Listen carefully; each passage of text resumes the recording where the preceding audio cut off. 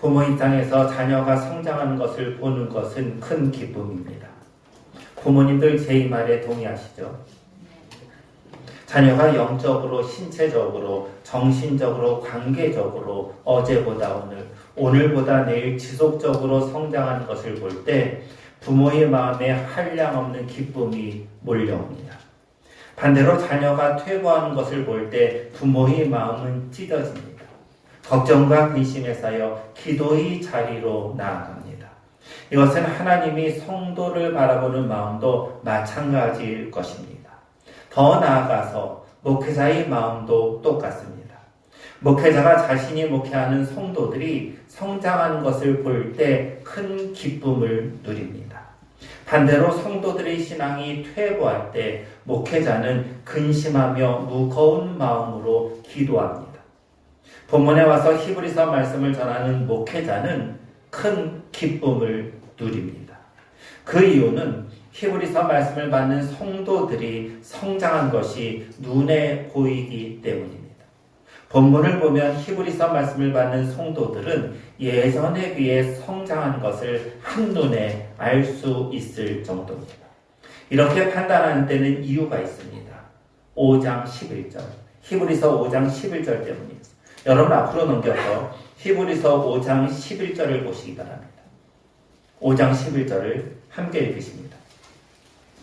멜기세덱에 관하여는 우리가 할 말이 많으나 너희가 듣는 것이 두나무로 설명하기 어려우니라. 히브리서를 기록한 사람은 5장 11절에서 어떤 말을 하는가? 멜기세덱에 대해 할 말이 많은데 너희들이 이해하지 못해 설명할 수 없다입니다. 마음으로는 간절하게 멜기세덱에 대해 많은 것을 말하고 싶지만 멜기세덱에 대해 말하면은 아둔하여 이해하지 못합니다. 멜기세덱에 대해 말하고 싶어도 말하지 못하는 안타까움을 표현하는 말씀입니다. 가르치는 부모나 교사의 입장에서 더 많은 것을 가르치고 싶어 합니다. 하지만 자녀들 또는 학생들이 능력이 되지 않아 많은 것을 가르치지 못하는 안타까운 마음과 같습니다. 그렇게 안타까워했던 히브리서를 기록한 목회자는 본문에 와서 비로소 멜기세덱에 대해 말하기 시작합니다. 그것도 히브리서 7장 전체를 보면은 멜기세덱에 대해 말할 정도로 많은 분량을 말합니다. 이제는 멜기세덱에 대해 어떤 말을 해도 성도들이 알아들을 수 있다는 판단을 하기 때문입니다. 과거 성도들의 영적인 능력을 생각하면은 멜기세덱에 대해 말하는 것이 두려웠지만 지금은 멜기세덱에 대해 많은 말을 충분히 해도 알아들을 수 있습니다. 과거에 비해 눈에 띄게 성도들이 진보한 것입니다. 그러니 히브리서를 기록한 목회자는 기쁠 수밖에 없고 그 기쁨 때문에 열정을 가지고 히브리서 7장 전체에서 멜기세덱에 대해 많은 말을 전합니다. 본문은 멜기세덱에 대한 말씀입니다. 여러분 멜기세덱이 누구지요? 본문에서 멜기세덱이 누군가를 보아야 할 것 같습니다. 첫째, 멜기세덱은 특이하게도 왕인 동시에 제사장입니다. 1절 상반절을 보십니다. 함께 읽으십니다. 이 멜기세덱은 살렘 왕이요 지극히 높으신 하나님의 제사장이라. 1절에서 살렘은 예루살렘을 말합니다. 멜기세덱은 살렘의 왕인 동시에 지극히 높으신 하나님의 제사장입니다. 지극히 높으신 하나님의 제사장. 이 말씀은 놀랍습니다. 그 이유는 멜기세덱이 사는 환경을 보아야 합니다. 멜기세덱이 살고 있는 환경, 그 이웃에 누가 사는가? 어떤 동네가 있는가? 소돔과 고모라입니다. 또한 가나안도 멜기세덱의 이웃이었습니다. 소돔과 고모라는 어떤 곳이죠? 교회를 안 다니는 사람도 알 정도예요. 소돔과 고모라는 죄악의 대명사입니다. 그들의 지은 악한 죄로 인해 하나님이 불과 유황으로 심판한 곳이 소돔과 고모라입니다. 가나안 역시 우상을 섬기며 악을 행하던 대표적 장소였습니다. 멜기세덱이 함께 살아가는 이웃은 우상 숭배 그리고 죄악이 극에 달하던 이들입니다. 그렇게 사방으로 거룩하지 못하는 사람들에 의해 둘러싸여 있음에도 멜기세덱은 하나님을 향해 신앙을 견고히 지키는 믿음의 사람입니다. 그것이 높으신 하나님의 제사장이라는 뜻입니다. 구약 이스라엘은 왕과 제사장의 직분이 분리되어 있었어요. 그럼에도 멜기세덱은 특이하게 왕인 동시에 하나님의 제사장입니다. 두 번째 멜기세덱이 누구인가? 1절 하반절과 2절 상반절을 봐야 돼요. 제가 1절 하반절을 읽고 여러분들이 2절 상반절을 읽으시기 바랍니다. 여러 왕을 쳐서 죽이고 돌아오는 아브람을 만나 복을 빈 자라. 네, 거기까지죠. 구약을 보면 멜기세덱은 두 번 나와요. 창세기와 시편이에요. 그런데 창세기 어디에 가장 먼저 나오는가? 창세기 14장입니다. 창세기 14장을 보면은 아브람의 조카 롯은 소돔과 고모라가 있는 소돔에 살고 있었습니다. 어느 날 소돔과 고모라 인근에 있는 4명의 왕이 협력하여 소돔과 고모라를 공격하고 조카 롯을 사로잡고 롯의 가족과 롯의 재산 모두를 노략질합니다. 그 소식을 들은 아브라함은 자신의 사병 318명을 동원해서 4명의 왕을 공격해서 조카 롯의 가족, 그리고 롯이 빼앗겼던 모든 재물을 되찾습니다. 그렇게 전쟁에서 승리하고 돌아오는 길에 아브라함을 맞이한 사람이 있습니다. 그가 살렘 왕 멜기세덱이며 지극히 높으신 하나님의 제사장입니다. 멜기세덱은 떡과 포도주를 가지고 와서 하나님의 이름을 걸고 아브라함을 축복합니다. 그러자 아브라함은 멜기세덱의 10분의 1, 11조를 바칩니다. 멜기세덱은 아브라함을 축복했어요. 이 사실은 중요합니다. 그 이유는 7절 때문이에요. 7절을 함께 읽으십니다.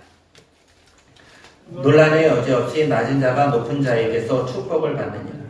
7절 말씀 그대로 논란의 여지 없이 높은 사람이 낮은 사람을 축복합니다. 그러면 멜기세덱과 아브라함 중 누가 더 높죠? 멜기세덱이 아브라함을 축복했으니 멜기세덱이 아브라함보다 더 높습니다. 왜 이 사실이 중요할까요? 유대인에게 아브라함은 특별합니다. 아브라함은 유대인 이스라엘 사람들에게 믿음의 조상입니다. 하나님이 아브라함을 불러 선택하셨어요. 유대인의 입장에서는 자신들의 조상인 아브라함을 하나님께서 불러 선택하셨기 때문에 아브라함의 후손인 우리들도 하나님이 수많은 사람들 중 선택하셨어요. 이것을 뭐라 그러죠? 선민 사상입니다.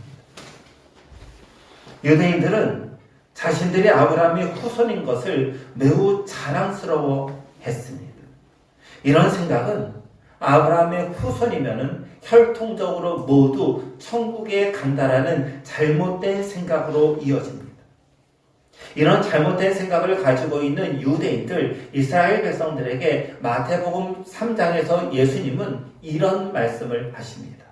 속으로 아브라함이 우리 조상이라고 생각하지 말라.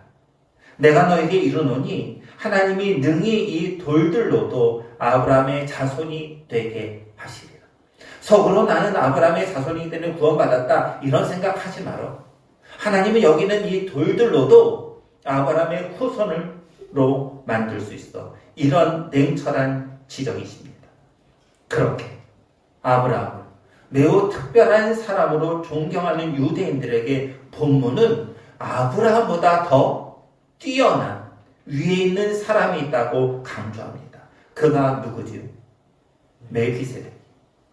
오죽하면 너희 믿음의 조상인 아브라함이 멜기세덱에게 11조를 바쳤고 논란의 여지 없이 아브라함이 멜기세덱에게서 축복을 받았으니 또한 논란의 여지 없이 멜기세덱이 아브라함보다 더 높은 자다. 본문은 이렇게 강조하십니다.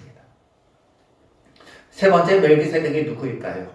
2절 하반절을 보시기 바랍니다. 함께 읽으시죠. 그 이름을 해석하면 먼저는 의의 왕이요 그 다음은 살렘 왕이니 곧 평강의 왕이요. 멜기세덱이 누구인가? 멜기세덱이란 이름과 그가 통치하는 지역에서 찾아야 합니다. 멜기세덱이란 문자적으로 하나님은 나의 왕이시고 의로우시다는 뜻입니다. 살렘이란 여기서 샬롬이 나왔어요. 평강이란 뜻으로 예루살렘의 옛 지명입니다. 우리가 2절 하반절에서 관심을 가져야 하는 것은 순서예요. 여러분 2절을 보세요. 뭐가 먼저 나오죠? 의예요. 의. 그리고 그 다음에 뭐가 나올까요? 평강입니다. 순서가 의가 먼저이고 다음이 평강입니다. 평강은 샬롬이죠. 가장 좋은 것을 말합니다. 가장 좋은 것이 어떻게 이루어지는가? 공의로움 속에서, 의로움 속에서 이루어진다는 것입니다. 만약에 공의가 없는 세상이 있다면, 무법천지의 세상이 있다면 그런 곳에서는 평화가 절대 임하지 않습니다. 하나님의 질서와 하나님의 의가 완성되고 적용되는 그곳에 평화가 임한다는 것입니다. 여러분, 그래서 세상 사람들이 저지른 실수가 여기에 있어요. 세상 사람들은 무엇을 먼저 찾는가? 평화를 먼저 찾아요. 그런데 평화를 먼저 찾으면 평화를 얻을 수 없어요. 정의가 뒷받침되지 않으면 평화는 오지 않는다는 거예요. 멜기세덱은 소돔과 고모라, 가나안과 같은 불경건하고 전쟁이 일어나는 지역에서 정의와 평화를 일구는 사람이었습니다. 마지막으로 멜기세덱이 누구인가는 3절 말씀에 들어있습니다. 3절을 함께 읽으십니다. 아버지도 없고 어머니도 없고 족보도 없고 시작한 날도 없고 생명의 끝도 없어 하나님의 아들과 닮아서 항상 제사장으로 있느니라. 3절을 보시면 멜기세덱에 5가지가 없습니다. 순서적으로 볼까요? 처음에 뭐가 없죠? 아버지, 그 다음은 어머니, 그 다음은 족보, 그 다음은 시작한 날. 시작한 날은 뭐를 말할까요? 예, 출생한 날, 태어난 날이죠. 마지막으로는 뭐가 없습니까? 생명의 끝, 곧 죽는 날입니다. 신비롭게도 멜기세덱에는 이 5가지가 없습니다. 멜기세덱은 성경을 보면 중요한 인물입니다. 구약을 보면요, 중요한 인물이 등장할 때 항상 그 중요한 인물에 대한 설명이 나옵니다. 뭐죠? 족보예요. 족보. 예를 들어 다윗을 보면은 다윗이 성경에서 제일 처음에 등장하는 본문은 룻기예요. 맞죠? 다윗에서 룻을 소개할 때 어떻게 소개하죠? 이새의 아들이자 오벳의 손자로 소개해요. 다윗을 소개하면서 다윗만 소개하지 않고 다윗의 아버지가 누구인가, 할아버지가 누구인가, 그리고 그 위까지 다윗의 족보를 설명하고 있습니다. 그런데 멜기세덱은 족보가 없습니다. 족보가 없는데도 제사장입니다. 구약에서 제사장이 되려면 2가지의 조건이 필요했습니다. 첫 번째는 족보입니다. 제사장은 아론의 후손이어야 했고 어머니는 레위 지파의 정숙한 여인이어야 했습니다. 제사장이 되려는 사람은 유대인으로 아론의 후손임을 증명하는 족보가 필요했습니다. 2번째 조건은 흠이 없어야 했습니다. 족보를 통해 아론의 후손임이 입증되었어도 몸에 흠이 있으면 제사장이 될 수 없었습니다. 이번에는 제사장과 결혼하는 여인에게도 조건이 필요합니다. 여러분, 제사장과 결혼한 여인에게 필요한 조건은 뭘까요?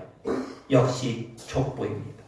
제사장과 혼인하려는 여인이 만일 아버지가 제사장이면 4대의 족보를, 아버지가 제사장이 아니면 5대의 족보를 제시해야 했습니다. 이 정도로 제사장은 족보를 중요하게 여겼습니다. 그런데도 멜기세덱에게는 족보가 없습니다. 아버지가 어머니가 누구인지 알 수는 없지만 확실한 것은 그는 제사장입니다.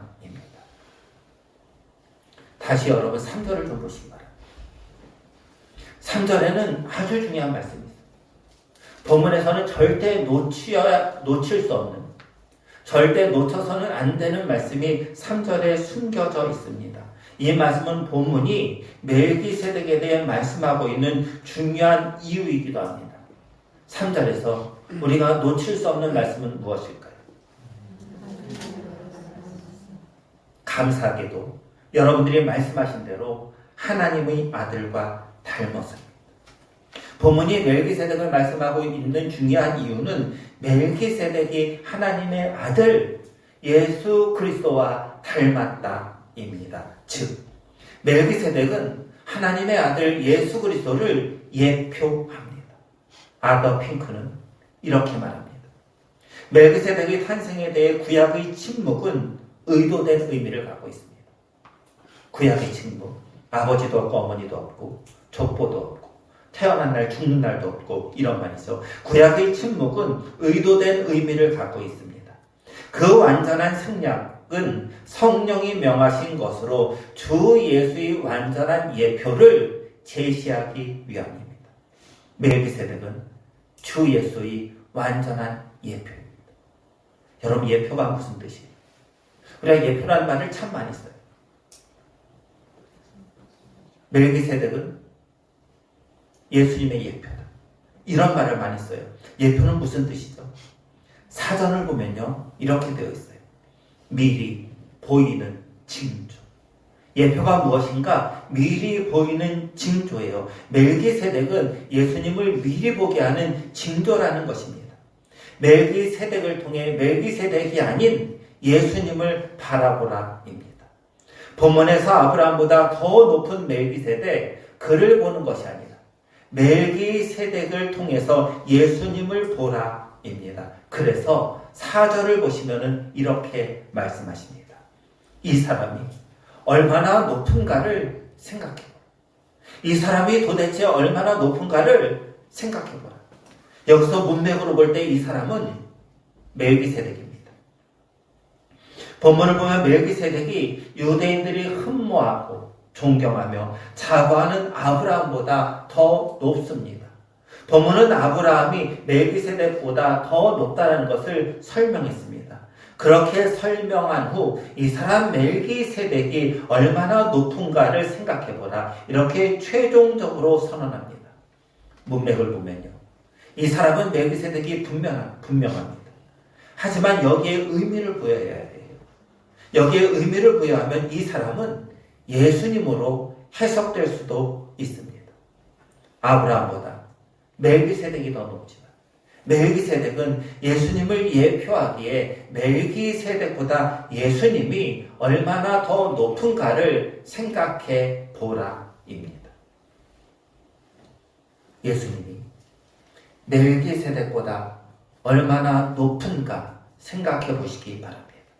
멜기세덱은 왕이자 제사장이었습니다. 그는 세상의 왕입니다. 세상의 왕, 아무리 훌륭한 선왕 또는 아무리 훌륭한 군주라 해도 그는 완전하지 않습니다. 왕은 어떤 사람일까요? 왕에게는 크게 두 가지 임무, 책무가 주어집니다. 그것은 통치와 보호입니다. 백성을 통치하고 자기 백성을 보호합니다. 예수님의 통치는 자기 백성의 인도와 보호로 귀결됩니다. 세상의 왕은 눈에 보이는 적으로부터 백성을 보호합니다. 하지만 예수님은 눈에 보이는 적뿐 아니라 눈에 보이지 않는 적, 곧 우리 원수 사탄으로부터 우리를 보호하십니다. 동시에 예수님은 제사장이십니다. 라틴어로 제사장을 폰티펙스라고 읽습니다. 이 뜻은 다리를 놓다, 다리를 건설하다입니다. 그럼 제사장은 어떤 사람인가? 다리를 놓는 사람입니다. 여러분, 제사장은 누구와 누구 사이에 다리를 놓는 사람일까요? 하나님과 우리 사이에 다리를 놓는 사람입니다. 하나님과 우리 사이에 다리를 놓는 중보자가 제사장입니다. 하나님과 죄인 사이는 죄로 가로막혀 있어요. 죄는 하나님과 우리 사이를 벌어지게 만들죠. 그때 예수님이 이 죄를 제거함으로 하나님과 죄인 사이에 끊어진 다리를 다시 놓는 분, 그 예수님이 제사장이십니다. 예수님은 십자가에서 우리 모든 죄를 대신해 돌아가심으로 하나님과 우리 사이에 막힌 담을 허무셨습니다. 하나님과 우리 사이의 다리를 십자가로 건설하셨습니다. 멜기세덱은 아브라함을 축복했습니다. 창세기 14장을 보면 단 한 번 멜기세덱은 아브라함을 축복했습니다. 하지만 예수님은 영원토록 모든 믿는 자에게 복을 주십니다. 이미 앞에서 본 히브리서 4장 16절 말씀 그대로 예수님은 때를 따라 돕는 은혜를 주십니다. 여러분, 때를 따라요. 이것은 적시에 가장 적절한 시점, 가장 정확한 타이밍을 말해요. 예수님은 우리에게 돕는 은혜를 주시는데 언제 주시는가? 우리가 가장 필요한 그 시간, 가장 필요한 그 타이밍에 복을 주신다는 것입니다. 멜기세덱은 의의 왕이요 평강의 왕입니다. 여기서 순서를 주목하라고 말씀드렸어요. 의가 먼저이지 평강이 먼저가 아닙니다. 여러분, 의가 뭐죠? 성경을 보면 의는 무엇과 연관이죠? 몇 주 전에 했잖아요. 뭐죠? 믿음이죠. 창세기 15장 6절에 아브라함이 여호와를 믿음의 여호와께서 이를 그의 의로 여기시고 오직 의인은 뭐로 말미암아? 믿음으로 말미암아 살리라입니다. 이신칭의, 이신 믿음으로써 칭의, 의롭다 칭한다, 의롭다 여겨진다입니다. 의란 예수님을 향한 믿음입니다. 우리가 하나님과 평강을 누릴 수 있는 것은 예수님이 십자가에 달려 돌아가셨기 때문입니다. 예수님이 십자가에 달려 돌아가심으로 하나님의 의를 이루셨기 때문에 우리에게 평강이 옵니다. 영국의 탁월한 설교자인 찰스 스펄전 목사님은 이렇게 말합니다. 이 도의 순서 및 상호 의존 관계를 잘 주목하십시오. 왜냐하면 의에 근거하지 않은 참 평화는 있을 수 없으며 평화는 반드시 의로부터 솟아나기 때문입니다. 예수님 십자가에서 이루신 의로 우리는 평강을 누립니다. 멜기세덱이라는 이 땅의 왕이 행할 수 있는 의와 평강과는 비교가 될 수 없는 것을 주님은 십자가에서 이루셨습니다. 작년에 화제가 되었던 뉴스 하나 보고 설교를 좀 이어가려 합니다. 뉴스 좀 동영상으로 틀어주시죠. 직원들을 대상으로 1박 2일 야유회를 기획한 한 중소기업 임원이 최근 받았다는 전화입니다. 안녕하세요. 어디세요? 전화를 건 사람은 앳된 목소리의 한 소녀. 자신이 이 회사 직원의 딸이라며 야유회를 언급합니다. 그게 아세요? 예. 제가 딸인데요. 아빠가 오늘 야외에 간대요. 야외에 가시지. 아이는 아빠가 오빠만 데려가고 자신은 안 데려간다고 했다며 하소연하기 시작합니다. 근데 제가 간다고 쩔렸는데 아빠가 오빠만 데려간다고 계속 저 놀렸어요. 그래. 야, 잠깐만. 귀여운 소녀의 투정에 웃음이 터진 임원은 주위 사람들도 들을 수 있도록 스피커폰으로 설정을 바꾸고 소녀에게 다시 묻습니다. 아이고, 그래. 그래서, 오빠도 못 가게 해주고 아빠도 못 가게 해주세요. 결국 임원이 아빠와 야유회에 함께 오라고 하자 소녀의 목소리에 화색이 돕니다. 그럼 가면 되겠네. 아, 그래요?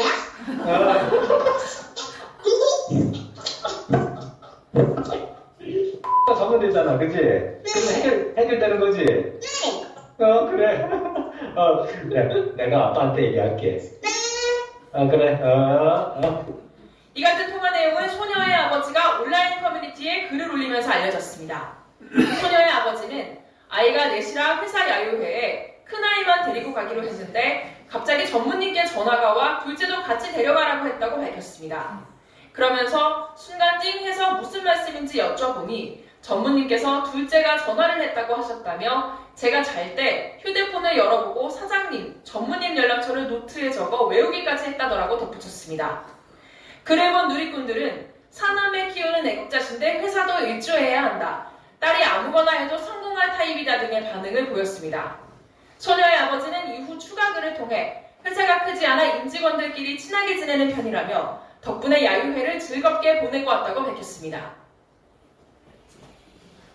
전무님 참 친절하죠. 애가 전화 안 돼서 아주 존댓말 쓰다가 아이인 것이 판결되니까 좀 여유있게 말하는 거예요. 그럼 이 뉴스 보고 무슨 생각을 하세요? 참 똑똑한 딸이죠. 왜 이 딸이 똑똑할까요? 자신의 문제를 해결해 줄 사람은 아버지가 아니라 아버지보다 더 높은 사람인 것을 알았고 아버지보다 더 높은 사람에게 내 문제를 해결해 달라고 요청했기 때문입니다. 아무리 딸이 아버지에게 자기도 야유에 데려가 달라고 해도 소용이 없어요. 아버지는 마음으로는 이 딸 데려가고 싶을 거예요. 그런데 뭐가 없어요? 아버지에게는 허락, 곧 능력이 없습니다. 이것을 알고 있던 딸이기에 아버지보다 더 높은 분, 내 본질적인 문제를 해결해 줄 그분에게 전화를 합니다. 마치 오늘 설교의 제목과도 같습니다. 이 사람이 얼마나 높은가를 생각해 보세요. 여러분, 누가 높은가를 좀 생각해 보시기 바랍니다. 우리에게 정말 높은 존재는 무엇입니까? 우리가 붙들고 있는 것은 무엇입니까? 아브라함입니까? 아브라함보다 더 높은 멜기세덱이 있습니다. 그러면 멜기세덱을 붙들고 있습니까? 멜기세덱은 아브라함보다 높지만은 우리의 문제를 해결해 줄 수는 없습니다. 가장 높은 분으로 나가야 합니다. 그분은 멜기세덱의 예표이신 우리 주 예수 그리스도이십니다. 사랑하는 성도 여러분, 이 사람 예수 그리스도가 얼마나 높은가를 묵상해 보시기 바랍니다. 우리 주 예수 그리스도는 가장 높은 보좌에 계십니다. 따라서 우리의 모든 문제, 그것이 영적인 문제든 마음의 문제든 우리가 살아가는데 필요한 실제적인 문제든 필요한 모든 문제를 해결해 주실 분은 가장 높은 보좌에 앉으신 우리 주 예수 그리스도이십니다. 가장 높은 곳에 계신 예수 그리스도를 바라보시기 바랍니다. 가장 높으신 곳에 앉으신 예수 그리스도께 우리의 마음을 토로하시기 바랍니다. 가장 높은 곳에 앉아 계신 예수 그리스도를 붙드시기 바랍니다. 가장 높은 보좌에 앉으신 예수 그리스도께 간구하시기 바랍니다. 그때 가장 높은 곳에 앉아 계신 예수 그리스도는 우리 모두를 긍휼히 여기실 것입니다. 기도드리십니다. 함께 기도드리십니다. 여러분, 예수님은 가장 높으신 하나님 보좌 우편에 앉아 계십니다. 그분에게 여러분의 마음을 토해내시기 바랍니다. 가장 높은 곳에 계신 그 예수님을 붙들고 여러분의 마음의 소원을 간구하시기 바랍니다. 여러분, 그 밑에 있는 것들은 소용이 없어요. 물질이, 권력이, 또 다른 그 무엇이 우리를 구해주지 않습니다. 궁극적으로 우리는 그 모든 것보다 가장 높은 곳에 계신 주님을 붙들어야 합니다. 그 주님을 붙들고 마음의 소원을 토로하는 시간을 갖겠습니다. 함께 기도드리십니다.